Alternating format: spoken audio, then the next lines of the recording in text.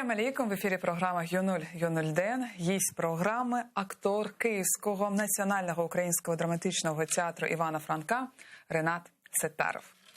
Салям алейкум, хош келдіңіз, Ренат Бей. Алейкум селям. Я постійно, коли до вас приходжу, а це аж другий раз, на ваш телеканал, попереджаю, що буду спочатку хвилюватися, тому що для мене це постійно якийсь трепет, якесь таке щось рідне. Нам дуже приємно, і ми раді вас бачити. І ви наш співвітчизник, і працюєте на головній сцені України. Ну, ми теж гордимося вами. Розкажіть про ваше коріння. А звідки ваші родичі з Криму, зі степу чи з півдня? Так, наскільки мені відомо, бабуся з Зуї, ну ви знаєте, да? Як на Феодосію або на Керчь їхати, там по трасі можна побачити цей посілок або село, я не пам'ятаю, не знаю.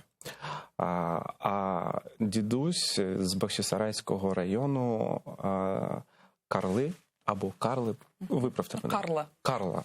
Ну от звідти. Зараз цього, наскільки мені відомо, села немає, не існує. От. Тому я, можна так сказати, гірсько-степний чувачок. А Крим любили відвідувати? Відвідувати?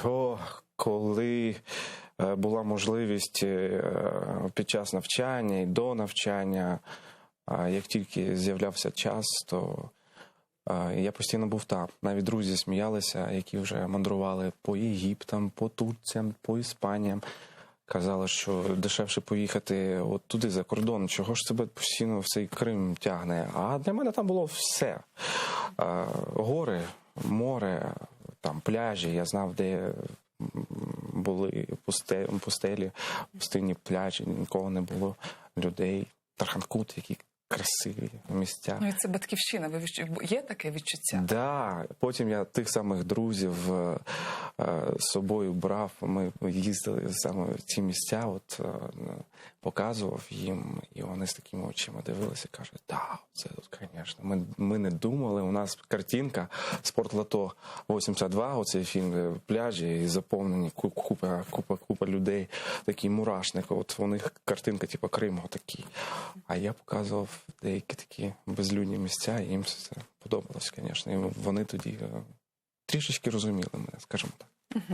Ну, для нас це взагалі Крим – це батьківщина, і ми дуже любимо кожен куточок Криму.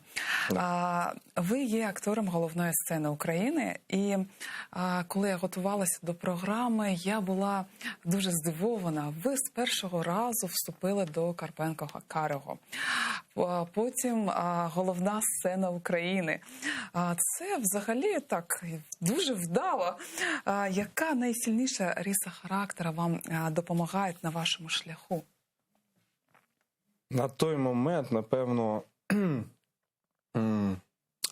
і зараз я опираюся на цю рису характеру, як ви сказали, це пофігізм. Я зараз поясню. Ну, я не парюсь, якщо я там щось з першого разу, там щось там в мене не вийде. Я абсолютно не парюсь, тому що в мене буде ще там декілька варіантів. Ну, наприклад, коли я згадую про той час вступу в Карпенка-Карого, я собі мав запасну таку подушку, корабель, на якому я ще рахувався. І міг туди спокійно повернутися. І там теж мені було дуже цікаво. Ну, от. Я не придавав особливо такого значення. Ну, тим паче, коли я потрапив саме на театральний факультет, а я ніколи не мріяв туди потрапити, я мріяв потрапити на режисуру. От, тоді я так, ну, окей, може після театрального факультету я щось там десь там буду поруч з кіно, десь там буду на майданчиках, чомусь там повчуся, щоб потім знімати своє кіно. Отак в мене було. І тому я дивився на тих людей, студентів, які дуже хотіли, які були неймовірно талановиті. Я дивився і боявся, що я так точно ніколи не зроблю, як вони роблять. А це було при ще вступах, як вони репетирували, як вони показувались, там виходили біля Карпенко-Карого і там читали вірші так, щоб їх весь люд київський чув. У мене такого не було. Я дивився на них, думав, ого, і отак от перед всіми розповідати голосно, щоб тебе чули, щоб ти був в центрі уваги. Ні, ребятки, я так, напевно, не зможу. А сам думаю, от ти кажеш, я не зможу, а тобі через 5 хвилин йти на сцену, показуватися Богдану Сильвестровичу Ступці, Мажугі і Мітніцькому. От. Тоді вони втрьох набирали собі курс. От. І я ж вже постійно всім розказую, мій перший вихід на сцену, це було в Карпенко-Карого в корпусі. Коли я вийшов отак, от я не дивився, йду по цим сходам, заходжу на сцену, там сцена, я дивлюсь на сцену і роблю отак. І вони мене питають, професура, а що ти робиш? Я кажу, слухайте, можете оце світло прибрати, тому що дуже заважає і в очі б'є, нікого не бачу, не чую. Вони почали сміятися, кажуть, так ми тебе так бачимо, ми для чого ж тебе так освітили, щоб всі тебе бачили. Я кажу, ну добре, спробую щось вам розповісти. Ну, в цьому ваша родзинка, що ви так вмієте. Та як мій, за що? Я був наляканий страшенно. А, я тоді для себе відмітив в той момент, що до сцени я боюсь страшенно сцену. Це для мене якийсь, як іти кудись там на Голгофу. Ну, дійсно, це прям, ну. А як тільки я вступив на сцену, і це досі відбувається так, я досі боюсь сцени. І як тільки я вступив на сцену, якась магія відбувається, і тут уже тепер мене слухайте. Тепер уже все. Просинається наглість, впевненість, позбавляюся якихось там комплексів, у мене багато комплексів. От. І все. Тепер я головний, тому що над вами. От як я от зараз з вами сижу, ви наді мною, ви головна. Тут я такий, Ні, головний ви. Ні, головний ви сьогодні. Ну, отак от, розумієте? Я розумію, чому так воно побудовано, тому що воно так... Ну, таке, так, як на сцені, Ну, так? як на сцені. Це правильно, це ж психологічно воно так. І я тоді це для себе відмітив і подумав, а виявляється, треба просто подолати оцей страх, піднятися на сцену або вийти, а там далі все буде. Дуже цікаво. А ви на вступних іспитах читали свій вірш. Да. Ви пам'ятаєте його? Його ні. До речі, моя кохана людина нещодавно в мене запитувала це питання, задавала. Каже, а ти пам'ятаєш цей вірш, який ти розповідав під псевдонімом Заболотнього Григорія Миколайовича? Я кажу, ні, він десь в мене записаний. Я ніколи своїх віршів, запитайте, а я багато пишу деяких там і пісні, і вірші, і там сценарії деякі бувають. От, і запитайте мене, чи пам'ятаєте хоч один вірш? Ну, я написав, забув, кинув. А є в планах щось так? Я знаю, що ви написали книгу. Да. А про що, кстати? До речі, про що ця книга? Книга називається «Таракан за $1». Отак я її назвав. От, вона про людину-письменника, яка опинилася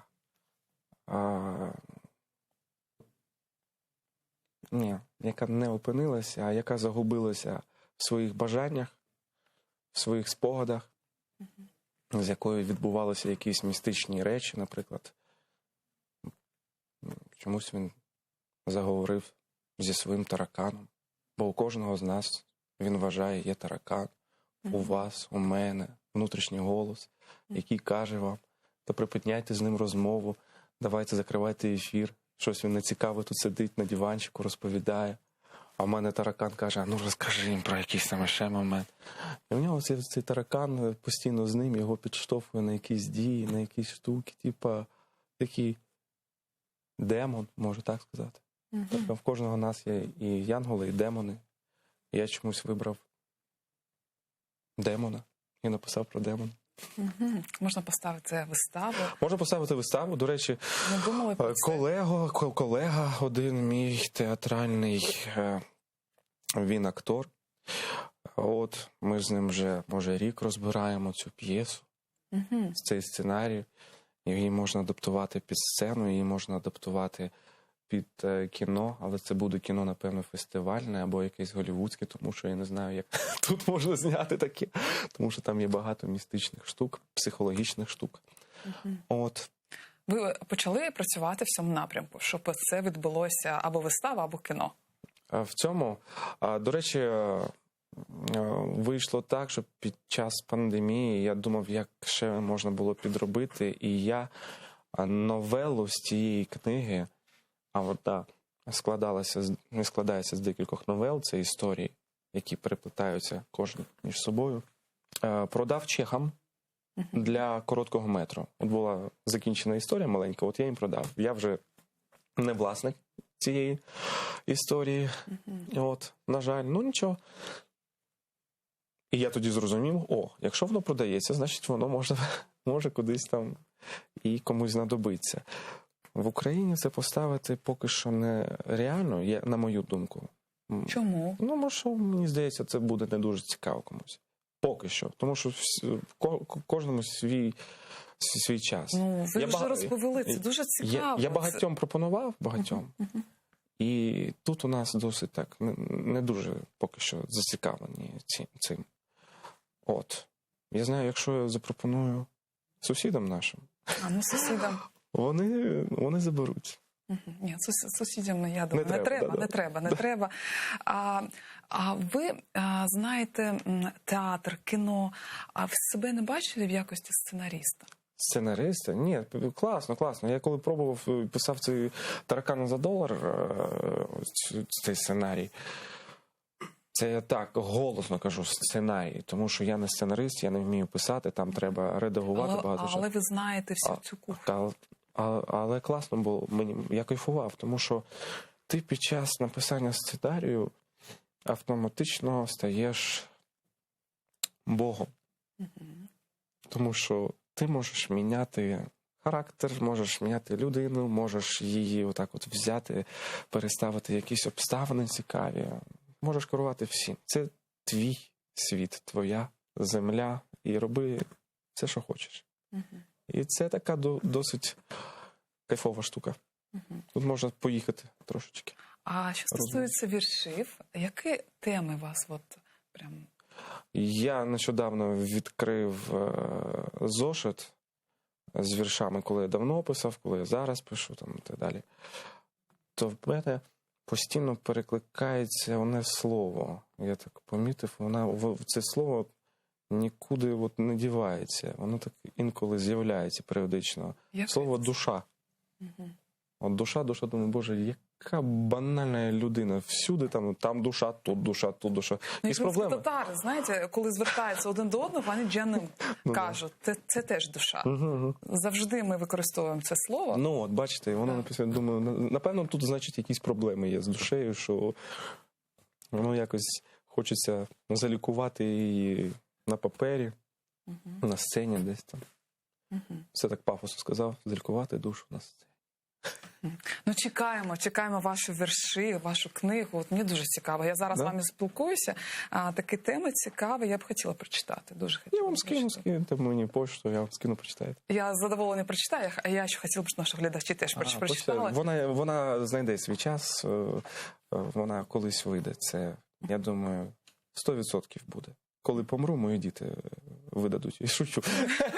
Про це думати зараз. Так, знаєте, коли помирає людина, одразу почали друкувати, писати, там все, і згадувати, яка була талановита. Да, ми зараз теж вас дуже люблять, шануємо, тому що ви такий на головній сцені працюєте. Кримсько-татарське прізвище. Для нас це дуже важливо, і ми пишаємося вами. Дякую вам. А я пишаюся того, що я тут знаходжусь з вами. От так само. І я думаю, дивлюся, Боже, ти мій на телеканалі АТР зараз. Да, на Кримсько-татарському телеканалі прямо АТР. зараз знаходжуся. Це такий кайф.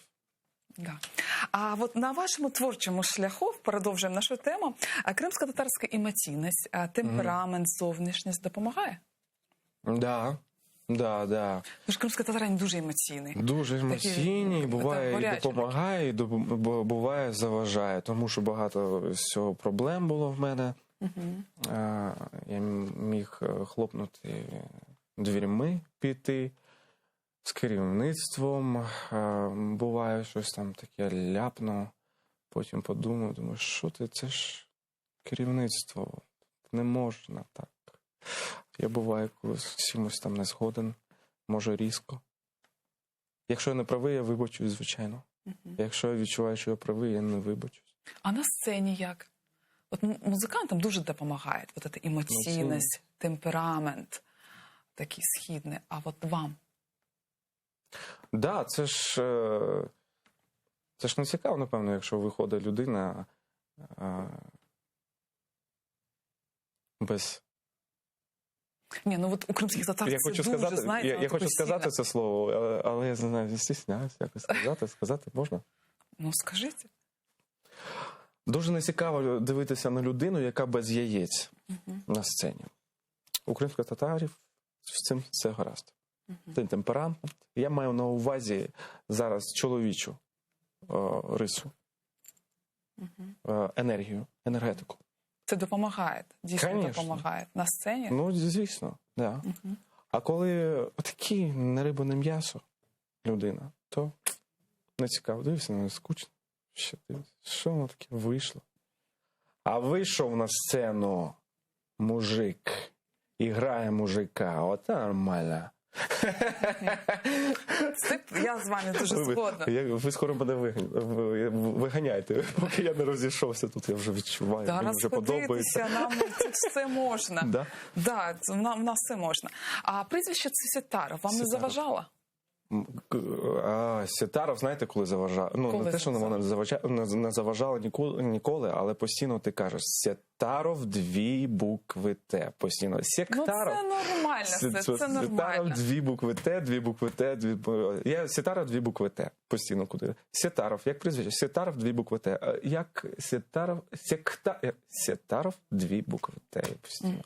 Це в мене заготовочка. Так питали вас, звідки ви, чому Сетаров? Мені ж видно. Ну, тобто вас знали, що кримський татарин. Ну, наприклад, нас не дуже знають. Після 14-го року тільки почали пізнавати, хто це. Ні, зараз, зараз а чому? Раніше мені здавалось теж, що знали. Да? Я ж навчався у Богдана Сильвестровича Ступки, він знав, він дуже любив кримських татар. Він якось запросив мене до себе в кабінет і заспівав пісню, і не куплет, і не приспів, а цілу пісню на кримсько-татарською мовою. І я рота відкрив, він каже, ну, що? Про що я співав? І я кажу, там пару фраз там про ручійок, каже, да. І далі що?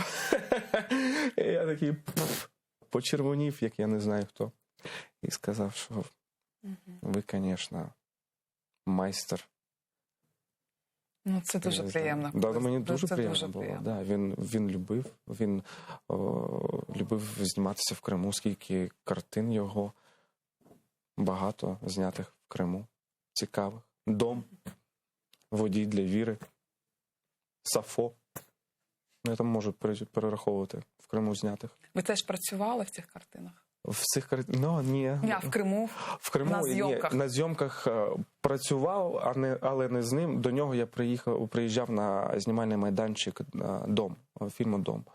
І я дивився, як працюють мастодони, і просто це було такий майстер-клас, шикарні. Класно. Мені пощастило в цьому плані. Ви взагалі щаслива людина, ви працювали з таким викладачем, тому вам пощастило. Да. Дуже пощастило. А розкажіть про першу виставу, як все пройшло? Яка сама була перша вистава? Перша вистава, на головної сцені, вже на великій сцені. На головній сцені. Ми, знаєте як, нас Богдан Сильвестрович взяв до себе, і ми майже в Карпенко-Карого, в стінах Карпенко-Карого не навчалися. Ми навчалися в стінах театру імені Івана Франка, де він був тоді художнім керівником. І тоді ми вже звикали до сцени. У нас були вистави Чайка, була вистава Вій. От ми вже на цій сцені працювали на глядача, відчували всі ці емоції. Але так, щоб професійно, прям професійно працювали, у нас була вистава Косміна, називалася «Божа сльоза».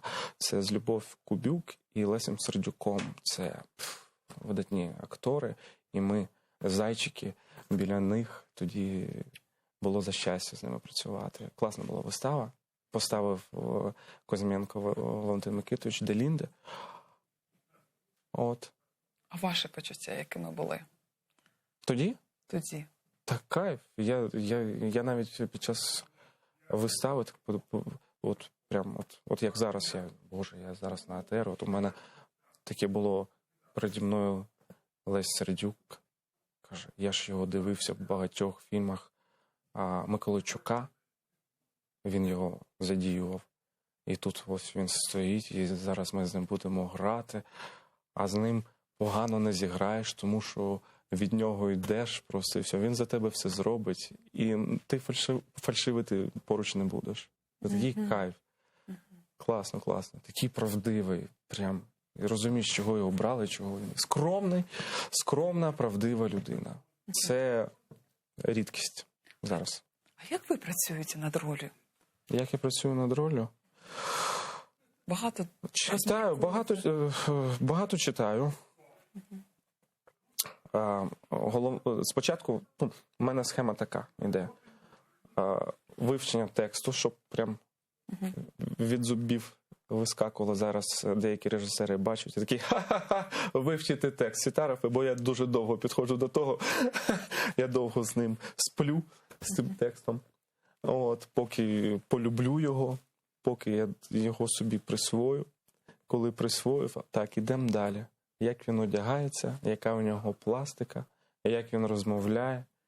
От. Головне мені знати, де він любить і де він не любить. А які характери вам ближче? Ближче? Дуже легко мені дається негативні ролі. Дуже легко. Дуже скучно мені в якихось позитивних геройських ролях. Дуже скучно. Ну, герой там вийшов. А от якогось, напевно, тому і таракана я, напевно, написав. Я був на боці цього таракана, як демона.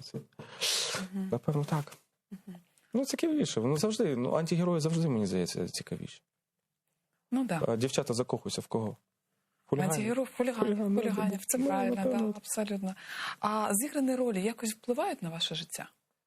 Ні. Ці хулігани, негативні ролі. Ви ж... Ні, я ж з Запоріжжя сам. Ми там, у нас були і драки, я був займався боксом. Там. Сам по собі. Да, для мене це якби навпаки, треба відходити. Відіграв, зняв себе, все, пішов додому, обійняв жінку, поцілував, забув, що там відбувалося, і все. А потім ще обговорювати, як там, тебе там що, вистава, давайте не будемо розмовляти вдома про вистави, вдома, давайте. Тобто після вистави, маючи вже досвід, не є таке задоволення сьогодні, критикую я себе? Ні, буває, і поки я їду додому, наприклад. Я їду, сьогодні якось не то, не так. Лажанув. Обманув себе, глядача, все погано. Нічого. Наступний раз буде краще. Для цього і вистава є в кіно, все. В кіно відзняли на плівку раніше, зараз воно є в фільмі, вже все, не признімаєш. Кіно легше, ніж театр. Комусь да, комусь ні. Бо є такі театральні актори, яким, наприклад, вони не знають, як себе поводити там в кіно. Богдан Ступка, я пам'ятаю, розповідав історію, як він потрапив в «Білий птах» з чорною ознакою. Він пробувався на епізод, а його взяли на одну із головних ролей. На Оресте, якщо ви бачили цей фільм. І він розказував за ці проби. Як він вийшов на майданчик, йому дали текст, і він давай цей текст орати там, тра-та-та, як на сцені. Його зупиняє режисер, каже, ні, от все так само, тільки трошечки зжатіше. Це вам не сцена, це майданчик, тут камери, тут мікрофончик, у вас все буде видно і чутно, тільки не треба кричати. Да. І все, і він якось так одразу відчув. той майстром був, є. От. Поїхав до Львова, тут дзвінок, вас затвердили на одну із головних ролей. А він пробувався на епізод. Отак от. Комусь легше, комусь ні, вдається. Мені як? Я купаюсь, мені легко. Можна перезнімати, можна фразу сказати 50 разів і потім вибрати з режисером найкращий варіант. Якщо режисер дозволить. Деякі не дозволяють. Каже, ні, отак буде і все. Ну, так. Ага, режисери заважають іноді розкриватися. Так, звісно. Да? Конечно, І в заважають. театрі заважають. Я десь таку фразу почув, який твій режисер, такий ти актор. Я думаю, Я з вами згодна, геніальна. фраза. Так. Тому, я згоден. Є такі режисери, які можуть тебе зіпсувати. Є такі режисери, зламати можуть. Да. А є такі, які навпаки, от була непомітна нікому людина, він її взяв в якусь виставу свою бабусю. О, ми не знали, що він так може. Ти так, що не знаю, видно ж по ньому, що він так може. А ми не бачимо. А той режисер побачив. От. А на вашому шляху були режисери такий, хто вас розкривав, з ким було дуже комфортно? Комфортно. Да, слава Богу. Слава Богу, мені пощастило. У мене попадалися люди, з якими було мені кайфово працювати, і від яких я ріс в плані майстерності. Нещодавно це був Іван Уривський, молодий режисер. Вистава «Безталанна». Він поставив в театрі імені Івана Франка. Я до нього дуже давно мріяв потрапити і попрацювати з ним років 4-5. І от я побачив в розподілі своє прізвище і був дуже-дуже цим задоволений. І як потім висновок, я не помилявся. Мені було і комфортно, і кайфово з ним працювати під час репетиції. І спостерігати за ним дуже цікаво. Да. Я розумів, чому він, Іван Уривський, той, хто є. Зараз у нього купа нагород. Він працює зараз над новою виставою. От. І всі щасливі, хто до нього потрапив туди. Це прекрасно. Це один з. Так, з багатьма працював, з якими було класно. Це дуже здорово, тому що я теж музикант, і багато всього залежить від дирижера. Є з ким комфортно грати, а іноді буває не дуже комфортно. А от, до речі, мені цікаво, як диригент, от ви приходите, ви на чому грали? Я на скрипці. На скрипці. От диригент, стоїть. Не байдуже вам, яка людина буде керувати, коли вступати? Не байдуже, да? Звичайно. Для нас це теж дуже важливо. Да? Його енергетика. Від нього залежить все, як ми будемо зараз грати. Наша емоційна... Музика буде відбуватися тільки завдяки дирижеру. Я думав, там в нас тільки все просто. Вийшла людина, показала ти то партію, оці всі розклались. Як від режисера, багато всього залежить. Є дирижери, розкривають музиканти, є навпаки, закривають. Є такі тирани. Є такі тирани, ти не можеш розкритися, не можеш грати, ти весь такий зажатий. Я бачив теж фільм про диригента, як же він називався? Деспот такий диригент був. В музиці це є. От терористичний такий, знаєте, підхід, він є, досі існує. Різні диригенти використовують різні методи, але це теж як режисер. Від режисера залежить вистава, від диригента залежить виконання всього твору, опери. І ще щось дізнався в цьому житті. Це дуже схоже. А що насправді відбувається за лаштунками? Чи є якісь негласні правила? Наприклад, музиканти, вони розігруються. Ми теж, я перед тим, навіть як сів сюди до вас на диванчик, так я робив, розминав, щоб якось прокинувся моє лице, апарат. Ротовий апарат у вас, теж? У нас апарат це називається. Розіграти апарат. В мене теж розіграв цей апарат і вперед на сцену. Або сюди до вас. Тобто ви готуєтесь? Да, і голос перевіряю постійно. Перевіряю голос, перевіряю текст. Мені важливо походити по точкам на сцені, щоб я опанував її якось. там Ага, собі, вам щоб треба мені було. вийти. Да. Я там собі спокійно там походив, подивився. Підготував реквізит, щоб я потім не бігав за куліси і не кричав, як сумасшедший. Де мій реквізит? А буває таке, що забуваються. Да, реквізити, буває все, да. Забувається текст там. Да, забуваюся, буває текст, треба виходити, якось імпровізувати. Для цього є партнери, які допоможуть, а може і не допоможуть.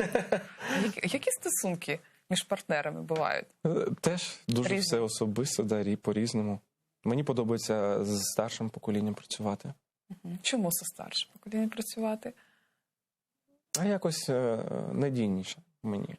От я знаю, що якщо що, у нього є досвід, він вирулить. Ага, Цю вот сцену, воно да, зробить, якщо що, нормально. І він тебе може так провести. От, з ним. А що стосується кіно? Ви багато знялись в різних фільмах. Десь Зняли фільм, 14 кліпи. фільмів, да? Десь. Та ні, їх Більше? більше, да. І з першого курсу знімаюсь. Нам Богдан Сильвестрович ніколи не забороняв зніматися, але у нас не було таке, що хтось там півроку там пішов на зйомки на півроку там, і все, і він не навчається. Ми знімалися, але у нас були епізоди, але це теж досвід. Потім ці епізоди якісь там переросли в ролі, потім, коли серіальне виробництво в Україні стало трішечки краще, почали вже запрошувати наших артистів зніматися в серіалах, в якихось там мувіках, фільмах. Тобто кіно зараз в Україні розвивається. Да, розвивається. Да. Краще, ніж до Всіх подій. до 2014 року, на мій погляд. Да, краще. А у вас є повний метр? Повний метр, да, на першому курсі або навіть на початку другому курсі мені пощастило. Я потрапив в свій повний метр на одну із головних ролей режисера Дмитра Сана. Називався фільм «Вікно моєї кімнати». І тоді одну теж з головних ролей грав Олексій Горбунов. І в мене був такий майстер-клас, дуже крутий, який мені, може, не дали його в Карпенка-Карого. Я так подивився, як він працює, і багато що досі використовую з цих правил. А розкажіть більш про кіно. Які ще були фільми, які фільми залишили таке враження? Враження? Ну, мені подобається, от є такі режисери. Да? Давайте я буду по режисерам. Наприклад, от такі режисери, як Матєшка. Анатолій Ніколаєвич, ну це ж до нього на майданчик приходиш як на свято. Наскільки він дає тобі свободу, наскільки він з тобою узгоджує деякі сцени твого персонажа і так далі. І я розумію, чому в його картинах такі класні актори, вони так класно грають, так виглядають прикольно. Я розумію, чому. Чому? Це залежить від режисерської думки. Чому? Ну, я вам розкажу окремий епізод. Наприклад, от ми знімали один серіал, називався «Хто ти?». І я там мав роль Спайдера, це айтішник в компанії. І я кажу, Анатолій Ніколаєвич, а можна ми почнемо, знаєте, як сцену? От я ногу на ногу отак от покладу, візьму так от бумажку і буду кидати оцю корзину, а ви камеру влаштуєте там, от біля корзини тієї, і отак от ми почнемо сцену, де я розмовляю по телефону і кидаю цю бумажку. І коли вона попаде в цю корзину, я скажу там «Є!» і ми йдемо далі по сцені. Він каже «Да, давай». І він каже оператору, куди Рінат там сказав, що давайте туди встановимо камеру. От так ми почнемо цю сцену. Я ніколи це не забуду, що він настільки прислуховується до артистів. Я там ще деякі штуки робив, йому пропонував різні, і він на все погоджувався на все. Кажу, дивіться, кажу, а давайте він як типу, такий айтішник, програміст, давайте у нього буде Тетріс. Він буде в Тетріс під час там колективних якихось там зборів, він буде собі торчати в Тетрісі і щось, якісь там репліки давати. Каже, давай, тільки у нас Тетріса нет. Кажу, у мене є, я вже на блошиному ринку купив. Кажу, все, отлично, давай, прикольно, класно. От. І він отак от іде, і я потім розумію, чому у нього так вільно, спокійно актори відбуваються в кадрі. Чудово, тобто є контакт, Да. ви слухаєте один одного. Да, так само Шапіро, Олександр Шапіро. Це зовсім інше кіно, це артхаусне кіно. Я одразу кажу, що зніматися в артхаусному кіно класно, але дивитися неможливо. Неможливо дивитися. Я не можу його так, дивитися і все. неможливо А дивитися. зніматися класно. Йому, я знаю, по чуткам, що деякі актори платять гроші, щоб він їх зняв в картині своїй. От. Тому що це теж свято, до нього приходиш, і це свято. Так, це і ставлення до артистів, і артист може фантазувати все, що він захоче. Деякі скаже, о, переграє, там і так далі. Що так не буває в житті. Все буває в житті, абсолютно все. Люди Можливо, різні, свобода. настільки різні. Я не розумію тих людей, які дивляться виставу або фільм, кажуть, так не буває. Хто ти такий, щоб казати такі слова, так не буває. Буває абсолютно все. Залежить все від обставин, від ситуації. Дуже цікаві речі зараз ви розповідаєте. Це дуже важливо, тому що ми теж працюємо і для себе я зараз багато всього такого важливого взяла. Дякую, що ви про це зараз розказали. А чи є роль, яку мрієте зіграти, але поки до неї не готові? Я готовий з 25 років зіграти близнюків. Я так дуже хочу 2 близнюків зіграти. Я готовий поправитися на 100 кг і похудати на 50 кг, щоб були якісь перепади. Я хочу 2 різних людей зіграти в одному фільмі. І я знаю, що я впораюсь з цим на от так от. Я чекаю на цю пропозицію. І мені дуже важливо, щоб була доля, історія персонажа, щоб було закінчена історія персонажа. Тоді цікаво. От. Не буде такого, що я не хочу там якогось там, Гамлета або когось там зіграти. Ні, мені не цікаво когось там. Мені от треба або долю зіграти, або от дайте мені попрацювати з близнюками. Я зроблю. Зроблю хорошо. А що стосується кіноіндустрії, які теми зараз цікавлять режисера? Ні, чому питаю? Скоріше не режисера, а продюсерів телеканалу. Вам це подобається? Ну, мені ні. Чому? Це що подобається? Ну, тому що ми бачимо або ментів, або больничку, да? Або медицину, або...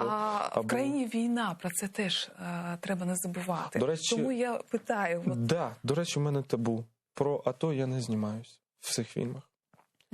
Чому? Чому? Поясніть. Поясню. Тому що для мене це момент не те, що маніпуляції. Після знятого фільму про АТО, будь-якого знятого фільму, критикувати його об'єктивно ніхто не зможе. Почнеш критикувати, скаже, о, не патріот, там і так далі, все. От, це така... Я нормально досить відношусь до тих акторів і режисерів, хто знімає ці фільми про АТО. Це їхня робота. Це вони так, наприклад, мріяли зняти таку історію. Для мене важливо закінчити війну і тоді знімати, а не під час війни знімати. Це для мене, це моя особиста думка. Тому що, знаєте, що відбувається? Я багато разів бачив такі картини, що після зйомок фільму про АТО відбувається що? Презентація фільму. Ті самі актори, режисери в смокінгах, шампанським, з келихом, фотографуються. Війна ще не закінчилася. Так? А тих, яких вони грали тільки що, 5 хвилин тому, в окопах далі сидять і мерзнуть, і їдять там тушонку і так далі. Тому в мене такі якось таке двояке таке відношення до того. Закінчимо війну, тоді запрошуйте. Але всі пора б зіграв би. Не запрошують. Ну, таку мразь якусь, да, щоб аж огидно було глядачу від того. Щоб не герої. Таких треба теж показувати. Да, а бояться, чому, не знаю, чому не запрошують саме на Сєпара. Я постійно кажу, героя ні, я не герой. Ніякий я не герой. А Сєпа, я мразь би зіграв. Ну, чомусь не беруть за ці теми. Побут, якісь там стосунки. Чому так? Побуса, ні, є і такі. Я такі присилають, бувають такі сценарії. Просто по назві дивишся. Я думаю, Господи, дай мені сили прочитати хоча б синопсис цієї історії. Який би фільм ви почали б знімати в країні, у якій є окупована територія, війна? Ви знаєте, що от коли ще не було війни, коли жив Богдан Сильвестрович Ступка, я до нього підійшов з теж такою пропозицією зняти кримське-татарське кіно. Про кримських татарів. Ну, понятно, у мене ж є коріння, наполовину кримський татарин, і хотілося б зняти про повернення кримських татар. Богдан Сильвестрович каже, давай, я можу якось тобі допомогти. Це дуже цікава тема, дуже. І молодець Ахтем Сітаблаєв, який зняв це кіно через... Він зняв депортацію. Повернення в нас немає ще. Кіно треба зняти про повернення. Він зняв депортацію. Я саме таку тему хотів. Повернення треба зняти. Ми 50 років жили в місцях депортації. Наш шлях, він дуже важким був повертатися на рідну батьківщину. Тебе декілька разів депортували, але ти повертався. Тебе депортували, ти знов повертався. Так, оце б цікава була тема. І... На той момент у мене не було впевненості і сміливості. Тому що Богдан Сильвестрович, давай, пиши сценарій, і я знайду людей, і ми можемо щось таке зробити. І я такий... А ми продовжуємо програму «Гьонель Ден». Я нагадаю, гость нашої сьогоднішньої програми – це актор Київського національного українського драматичного театру Івана Франка Ренат Сеттаров. І ми продовжуємо нашу цікаву розмову. Ренат Бей, а що стосується театру? Я дуже люблю театр і слідкую за виставами. І, знаєте, зараз на театральних майданчиках завжди в Україні є така вистава, як «Ханума», грузинська «Ханума». Так. А я дуже хотіла б, щоб кримські татари, вони зараз корінний народ. І хотілося б, щоб кримсько-татарська вистава теж була на театральних майданчиках країни. України. Кримсько-татарською мовою чи українською? Українською мовою, але тема кримсько-татарська. Це прекрасно. Чому? Є для цього всі ресурси. Всі ресурси. Тема навіть. Абсолютно, да. Тема є. Було бажання. Завжди виникає одна проблема. Або є бажання, або нема. Якщо бажання є, все ні по чому. Якщо бажання нема, постійно якісь знайдуться відговорки, отмазки і так далі. Це шикарно. Я готовий працювати. Дайте мені режисера, я готовий працювати з ним. Тобто хоч безкоштовно. Ви змогли б. Абсолютно, так. Да. Це ж кайфова тема. Да. Тим паче моя тема. Я думаю, що Треба працювати в цьому напрямку. Кров би заграла. Або зняти таке кіно. Я більш по кіно. Наприклад, поставити я би сам не поставив. Не знаю, чому в театрі. Добре, про кіно. Про кіно, да. За любу тему, щоб була кримсько-татарська тема. От ви бачите, так любите, так у вас болить, що хочете. Болить, дуже болить, так. Хочу, щоб була тут кримсько-татарська тема, і всі знали про це. До речі, 14-й рік, як на вас вплинув? По-перше, я з цього року не зміг вже мандрувати Кримом. Я досі з 14-го року жодного разу там не був. Це для мене дуже болюча тема. Не знаю, скільки я ще протримуюсь. Думаю, ще недовго протримуюсь, бо я не можу. Хочу поїхати. Тим паче, в мене там багато родичів, які запрошують. Сумуєте? За родичів? Звісно. Та ви що, я чоловік-родич. Я постійно на дзвіночку питаюсь, дзвоню всім своїм родичам. Поговорю з ними, мені якось прикольно, мені якось легше. Все, можна далі жити, йти далі. Звісно, це для мене така тема. І цей 14-й рік для мене ще показав who є who. Хто є хто. Людей відкрив деяких. з різних сторін. От. А взяти тему повернення кримських татар і зняти про це кіно, от я зараз скажу це слово, і щось знову обірветься у нас ефір. Бачите? Нєт! Ні, Ми будемо про це говорити. Говорити про це, да. Не зупиняйтеся, треба про це говорити. І сподіваюся, що все ж таки дійде до наших, і не тільки Наріман Алієв, Ахтем Сітаблаєв, побільше режисерів, яким було цікаво брати цю тему. І є, впевнений, дуже багато крутих кримсько-татарських акторів, про яких ми ще не знаємо, їх треба відкривати, показувати. Не треба брати якогось українських акторів. Вибачте, будь ласка, ви не зможете зіграти кримсько-татарського чувачка і не зможете передати цю біль. 100% я даю. І до вас, режисерів, я звертаюсь теж, що кастинг тільки кримсько-татарські актори. І все, більш нікого. Знаєте, бувають, вибирають якогось, дивишся на нього. Чого він взяв грузина або когось там грає? Візьміть грузина, актора, і хай той грає грузина. Не, зараз дуже надо акцент обов'язково отак от грати. Тьфу, блін, дивишся. Ну так, це штучно, так? Да, штучно, неправдиво. І я думаю, питання до режисера, куди дивиться він, куди дивиться канал, куди дивиться продюсер, якщо вони вважають, талановитий актор, взяти якогось геніального красавця актора, але видно, що він кривляється, а не проживає ці моменти. І зразу... Як цікаво. Рінат Бей, як ви вважаєте, культура може бути інструментом боротьби? Ну, звичайно. А як же? Якщо що можна зробити на культурному фронті, щоб тема Крима була на порядку денному? Пісні, вірші, фільми, вистави, музика. Щоб з усіх телеканалів згадувалась. Не те, щоб вона була і все, цілодобово. Ні, щоб згадувалась. Просто чуть-чуть, елементарно. Україна, якщо вважає, що Крим – це Україна, так давайте по всім каналам нашим українським трошечки згадуйте цю тематику. Включайте цю кримсько-татарську культуру. Нагадуйте людям. Запрошуйте. Тільки бабло на думці, все. Щоб бабушки, дідушки дивилися оці...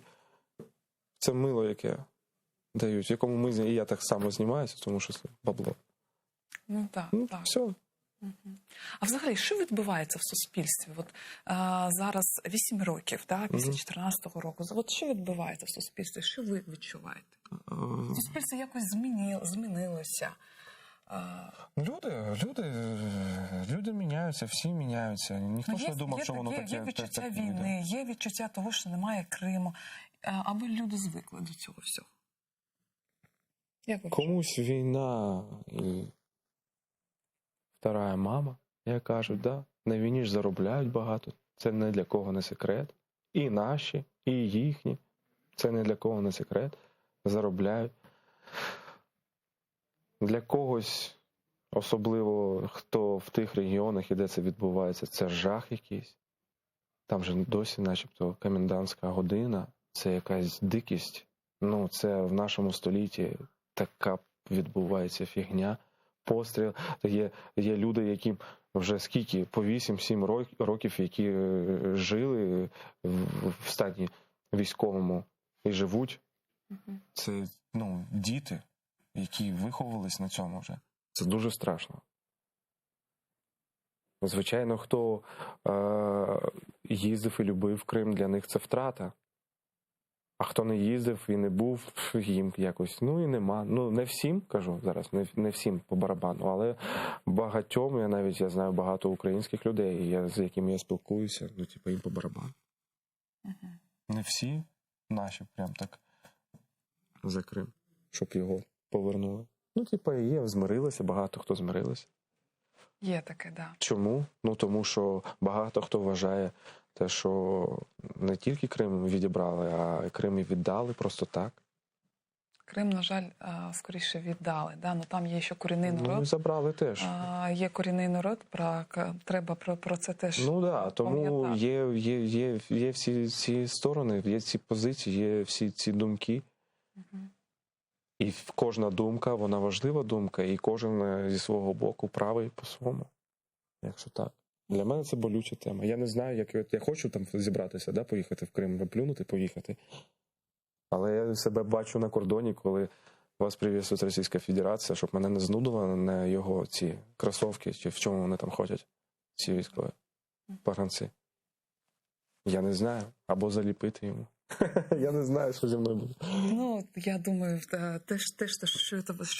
по-перше, це ваша батьківщина, і тому ви так, теж Да, дуже я вже закипаю. Да, ви закипаєте, так. Да, да. І давайте, у нас 3 хвилинки, і якось так позитивно закінчимо. Давайте. Найтепліше такі, ви про Крим згадали, Да. але про традиційність кримських татар. Що вам більше всього так подобається, спогади? Досі спогади з дитинства в кримсько-татарський дім, де жила моя бабуся, і живе бабуся. Коли приїжджав до них, до бабусі своєї, до дідуся, до Сусани, це онучка їхня, в цей будиночок. І це досі постійні ці спогади, гості, кава, чай, цукерки, цілодобово гості. Ну, Ось як з самого ранку до вечора постійно хтось є. І це відбувається і дотепер. Приїжджаєш до них, і постійно хтось заходить до них в гості. Оце... Ну, це дуже здорово. Це дуже класно. Це класно, коли є така родинність, родичі. Да. Це і дуже якісь там тепле історії. відношення. Вони там попив чай, все, поклав цю п'ялку, пішов там далі пасти своїх баранів, вівців. І все прекрасно. Там хтось пройшов двору, там щось там, привіт, селям, алейкум, селям, напасно, заходь, хоп, ну, зайшли, щось там поговорили, цукерки поїли, випили каву, далі пігнали. І я дивився з таким задоволенням малий на це все дійство. Мені так це від цього тепло ставалося і весело, не скучно. І досі так відбувається. Приїжджають постійно якісь гості у біташки моєї. І я знаю, що вона подивиться цей ефір, і я хочу сказати, дай Бог тобі, бабушка, здоров'я і много літа. Скоро приїду. Чохсагомос. Ми з вами повинні все зробити для того, щоб у нас в Криму все було добре. На культурному фронті ми повинні все для цього робити. І спокійно робити свою справу. Да, і щоб про Крим не забували. Дуже вам дякую. Дякую вам. Ми вами пишаємося, бажаємо вам успіхів. Дякую навзаєм. Я теж запрошуйте. Як буде можливість, завжди радий до вас приходити. В свою чергу я вас запрошую до нас на вистави. З задоволенням. У нас буде скоро прем'єра, називається «Дизма», постановка Дмитра Черепюка. Чекаю на вас. І багато ще нового. У нас стільки змін в театрі. Цікаво. Тому З задоволенням. Çok sağ olunuz. Sağ olunuz Ринат Бey. Biz sizge can yürekten minnettarmız ve elbette ki muvaffakiyetler dileyimiz. Ну і ми завершуємо нашу програму. Я нагадаю, гость нашої сьогоднішньої програми був актор Київського національного українського драматичного театру Івана Франка Ренат Сетаров. Я з вами прощаюсь. До зустрічі у наших наступних програмах. Будьте САТР.